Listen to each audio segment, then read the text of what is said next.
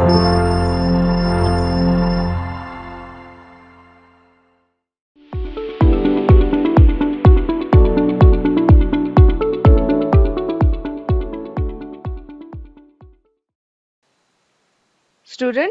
आमचा next topic जावन आसा एनवायरमेंटल प्रॉब्लेम्स. आता आमचे जे एनवायरमेंट आसा तातूंत कसलोय चेंज जालो, क्लायमेट चेंज जाले, सीझन चेंज जालो जाल्यार ताजो इफेक्ट आमचेर जाता, रायट? जशे एनवायरमेंट चेंज जाता तशे आमचेर ताजो इफेक्ट जाता. सिमिलरली आमच्यो एक्टिविटीज एनवायरमेंटाक इफेक्ट करता. आमचे डे टू डे एक्टिविटीजान आमी जे करतात ताजो इफेक्ट आमच्या सराउंडिंग जे एनवायरमेंट आसा ताजेर जाता. आमच्या एक्टिविटीजा लागून मेन प्रॉब्लेम इज पोल्युशन. आमचे कितलेश्योच एक्टिविटीज अश्यो आसा ज्यो पोल्युशन क्रिएट करता आनी pollution is the biggest environmental problem. ह्या लेसनान आमी दोन मेन प्रॉब्लेम्साचेर फोकस करतली end the first is depletion of ozone layer and the second is waste disposal. So Poya, what is ozone layer depletion? Ozone layer म्हळ्यार कितें? Ozone layer is a layer found in the stratosphere region of the atmosphere. आमचे जे atmosphere आसा तातून वेगवेगळे layer आसा. 12 kilometer above the sea level to 50 kilometer is the stratosphere region of the atmosphere and ozone layer हांगासर stratosphere regionan आमका पळोवपाक मेळटा. So what is ozone? Ozone is a molecule formed by 3 atoms of oxygen. The UV radiation splits some oxygen molecule into free oxygen atoms which combines with oxygen molecules to form ozone. तर ozone कसो तयार जाता?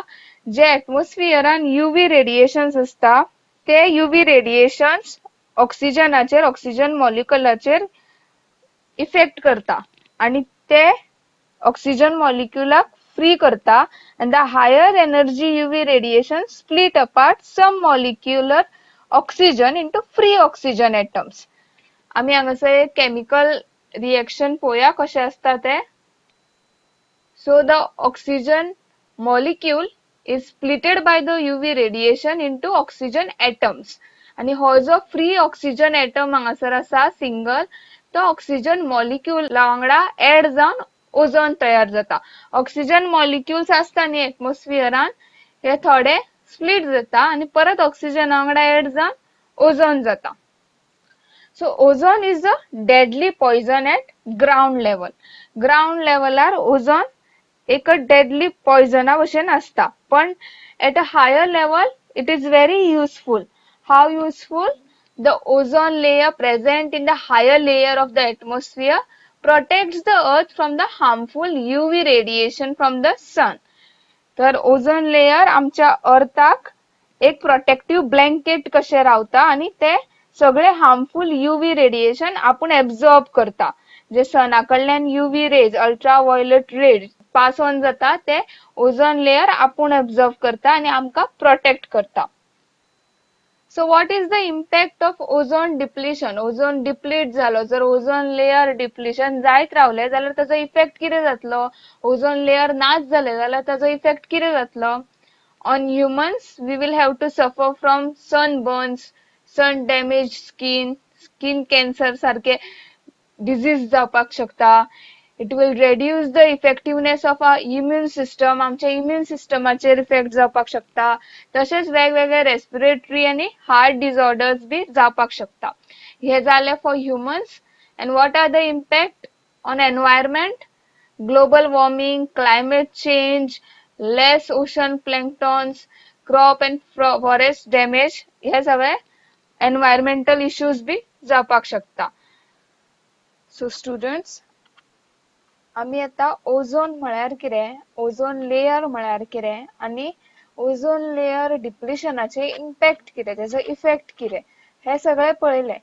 पण आता ozone layer deplete कित्याक जाता? What is the reason for damage of ozone layer? So the ozone layer is being damaged by the use of chemicals like chlorofluorocarbons which are used in refrigerators and fire extinguishers. So आमचे जे refrigerators असता आणि जे fire extinguisher असता, fire extinguishers तुम्ही पळयल्याच आसतले खंयच्या ऑफिसान जावं थिएटरांनी बी. सो हे जे रेफ्रिजरेटर्स आणि फायर एक्सटिंग्विशर्स असता तातून एक केमिकल यूज करता, फ्लोरोकार्बन. सो हे केमिकल आमच्या ओझोन लेयराक डॅमेज करता. सो हे जे केमिकल यूज जाता ते ओझोन लेयराक होल घालता आणि हे होल जर अशे पडत रावले, ओझोन लेयर डॅमेज जायत रावलो जाल्यार यूव्ही रेस भितर येतल्यो आणि त्यो आमकां इफेक्ट करतल्यो. आमकां वेगवेगळे डॅमेज जावपाक शकता, स्किन डॅमेज जावपाक शकता, आयजाक इफेक्ट जावपाक शकता. So these are the reason for ozone layer depletion. So हे जाले एक problem. The next major problem is garbage disposal. So garbage म्हळ्यार कितें? Waste, right. आमी लेसनाच्या स्टार्टिंगाकूच वेस्ट आणि types of waste that is biodegradable and non biodegradable हे सगळे पळयले. सो वेस्ट कित्याक जाता, वेस्टाचो इशू कित्याक जाला?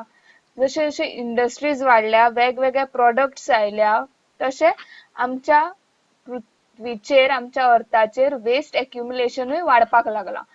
Industrialization and rise in demand of consumer goods have created a major problem in the form of waste accumulation and its disposal, especially in urban areas.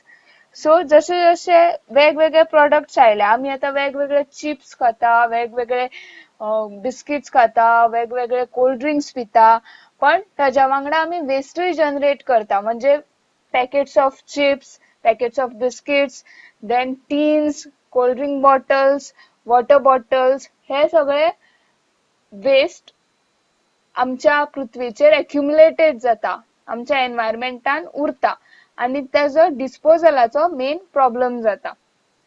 So some garbage is biodegradable and some are non-biodegradable. So which are the different methods of waste disposals? So ही जी सगळी waste आसा ती dispose कशी करपाची? So first is open dumping. तर open dumping म्हळ्यार कितें? आता तुम्ही केन्नाय बाजारान वता, मार्केटान वता तेन्ना खुबशे अशे जाग्यार तुमकां कचरो उडयल्लो दिसता, रायट?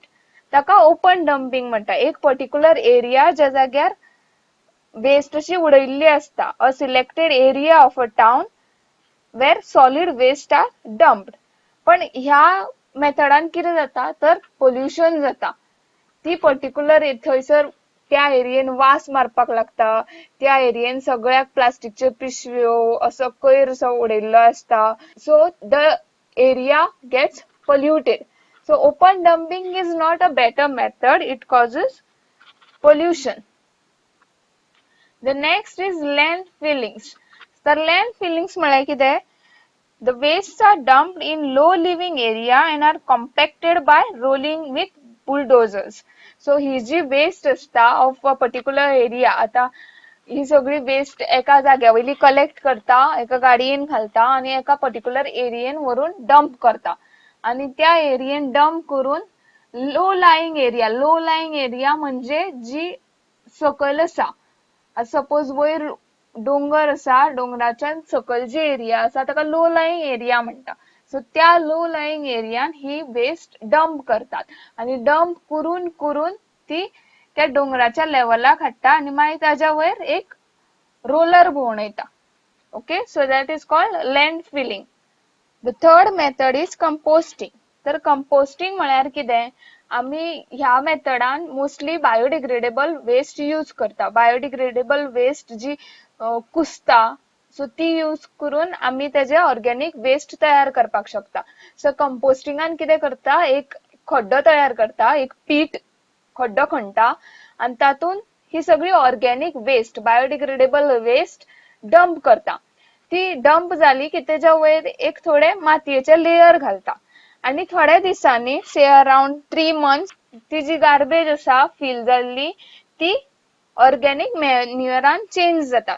कारण ती बायोडिग्रेडेबल वेस्ट न्ही, सो ती आफ्टर 3 months or 4 months ते सगळे वेस्ट जी असता भाजीपाल्याची, फ्रुट्साची बी अशी, सो ती बायोडिग्रेड जाऊन जाऊन तिचे ऑर्गेनिक मॅन्युअर तयार जाता. हो मेथड आम्ही आमच्या घरा सुद्धा यूज करपाक शकता. आमची जी व्हेजिटेबल वेस्ट, फ्रूट वेस्ट जे असता ती आम्ही अशी एका पिटान डंप करून त्याचे मॅन्युअर तयार करपाक शकता. So this is the best method for decomposing the organic waste. Fourth one is to recycle. Recycle म्हणजे कितें तर जी सॉलिड वेस्ट असता रिसायकलिंगान कितें करता ही जी सॉलिड म्हणजे प्लास्टिक बॉटल्स जावं पिशव्यो तर ही जी सॉलिड वेस्ट असता ती ब्रेकडाऊन करून त्यांचे जे मटेरियल असा ते मटेरियल दुसऱ्या खंयच्या आयटमाक तयार करपाक यूज करता. सो हो method mostly plastic bottles or metal सुद्धा मेल्ट करून त्या एका मेटला पासून दुसरे कितें आयटम मटेरियल तयार करपाक शकता. So recycle is use to break down one product and use that material to create a new product. And the fifth method is reuse. So reuse म्हणजे कितें एक जर मटेरियल खंयचे आसा this is the best method. या मेथडान कितें करता एक आयटम असता तो परत परत यूज करीत रावप. सो फॉर एक्झाम्पल पेपर आसा सो न्यूजपेपर आसा सो न्यूजपेपर आमी वाचता तो मागीर वेस्ट जाता तो आमी परत कितें यूज करिना. सो तो जो न्यूजपेपर वाचून आमचो जाता तो आमी मागीर पेपर बॅग्स तयार करपाक शकता त्याच्या पासून मागीर तो आमी कितें रॅप करपाक यूज करपाक शकता. So reuse. In reuse, we use the one item again and again for different work. So हे जाले different method how to dispose the solid waste.